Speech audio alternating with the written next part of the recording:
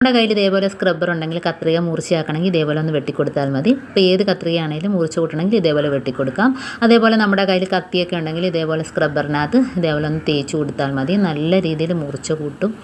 പിന്നെ സ്ക്രബ്ബർ പാത്രം കഴുകാൻ മാത്രമല്ല ഒരുപാട് ഉപയോഗങ്ങളുണ്ട്. നമുക്ക് ഇതേപോലെ തുണി വെട്ടുന്ന കത്രികയൊക്കെ ഉണ്ടെങ്കിൽ ആണി ഇടുന്ന കത്രിക കാണുമല്ലോ, അപ്പോൾ ഇതേപോലെ ലൂസാകുകയാണെങ്കിൽ നമുക്കത് ഫുള്ളായിട്ട് ഊരാൻ നിൽക്കണ്ട. അതിൻ്റെ ആ കട്ട മാത്രം ഇളകി വരുന്നില്ല, ആ കട്ട മാത്രം ഒന്ന് ഇളക്കിയതിന് ശേഷം കണ്ടോ, ആ കട്ട മാത്രം ഇളക്കിയതിന് ശേഷം നമുക്ക് ആണി ഊരിയെടുക്കണ്ട. അതിനകത്ത് ആ സൈഡിൽ തന്നെ നമുക്ക് സ്ക്രബ്ബർ ചുറ്റി കൊടുക്കുക. സ്ക്രബ്ബറിൻ്റെ ഒരു ചെറിയൊരു കഷ്ണം അതിൻ്റെ കമ്പി മുറിച്ചെടുത്തിട്ട് നമുക്ക് ചുറ്റി കൊടുക്കാവുന്നേ ഉള്ളൂ. അപ്പം നല്ല ബലത്ത് തന്നെ ഇരിക്കുകയും ചെയ്യും. നമുക്ക് തുണിയൊക്കെ വെട്ടുന്നതിന് ഒരു പാടുമില്ല. അപ്പം മുറുക്കി കൊടുത്തുണ്ടോ, മൊത്തത്തിൽ ആണി ഊരിയെടുത്തിട്ട് ഇടണമെന്നില്ല, ഇതേപോലെ ചെയ്താൽ മതി. ഇനി ഞാനൊന്ന് കാണിച്ചു തരാം. കണ്ടോ,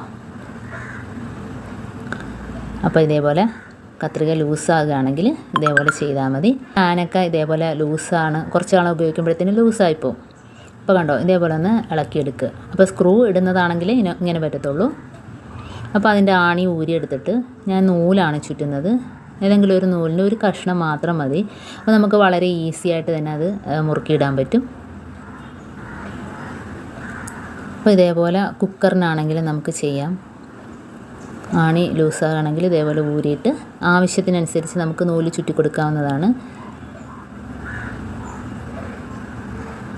അപ്പോൾ ഇങ്ങനെ സ്ക്രബ്ബറിൻ്റെ ഒരു കഷ്ണം വേണേലും ഇതേപോലെ കമ്പി ചുറ്റി കൊടുക്കാം. പക്ഷേ ചിലവർക്ക് അത് ചുറ്റി കൊടുക്കുന്നതിന് ബുദ്ധിമുട്ടാകുകയാണെങ്കിൽ നൂല് വെച്ച് ഇതേപോലെ ചുറ്റി കൊടുക്കാവുന്നതാണ്.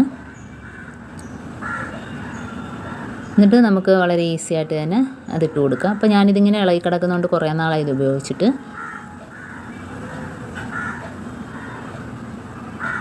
എന്നിട്ട് ഇതേപോലെ ഒന്ന് മുറുക്കി കൊടുത്താൽ മതി. ഇപ്പോൾ ഒരു കഷ്ണം നൂല് മാത്രം മതി ഇതിന്. അപ്പോൾ ഇതേപോലെ നമുക്ക് ഇളകിയ ഏത് പാനാണേലും നമുക്ക് ഇതേപോലെ ചെയ്തെടുക്കാം. നല്ല ബലത്തിരിപ്പുണ്ടോ, എത്ര ഇനി നമ്മളെ പിടിച്ച് കുലിക്കാലും ഒന്നും ഇളകത്തില്ല. നൂലാകുമ്പോഴത്തേനും നല്ല ടൈറ്റായിട്ടിരിക്കുന്നുണ്ടോ. അപ്പോൾ ഈ രീതിയിൽ എല്ലാവരും ഒന്ന് ചെയ്ത് നോക്കുക. ഇനിയിപ്പോൾ അടുത്ത ടിപ്പെന്ന് പറഞ്ഞാൽ, വാസിൽ നമ്മുടെ കയ്യിലുണ്ടെങ്കിൽ നമ്മൾ അലമാരയൊക്കെ തുറക്കുന്ന താക്കോല്, അതുപോലെ ഏത് കതകിൻ്റെ താക്കോലാണേലും എല്ലാത്തിലും ഇതേപോലെ ഒന്ന് സ്വല്പം ഒന്ന് തേച്ച് കൊടുത്താൽ മതി. അപ്പം താക്കോലൊന്നും തുരുമ്പിക്കത്തില്ല. അപ്പോൾ താക്കോൽ ഒന്നിച്ച് നമ്മൾ ഉപയോഗിക്കാത്ത താക്കോലുകളൊക്കെ കൂട്ടിയിടുകയാണെങ്കിൽ അത് കുറേ നാളാകുമ്പം തുരുമ്പിക്കും.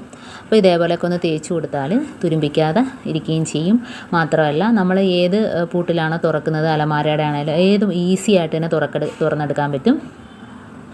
കതകാണേലും വളരെ എളുപ്പത്തിൽ തന്നെ നമുക്ക് തുറക്കാനും പൂട്ടാനും ഒക്കെ പറ്റുകയും ചെയ്യും ഈ താക്കോൽ ഇങ്ങനെ ചെയ്താലും.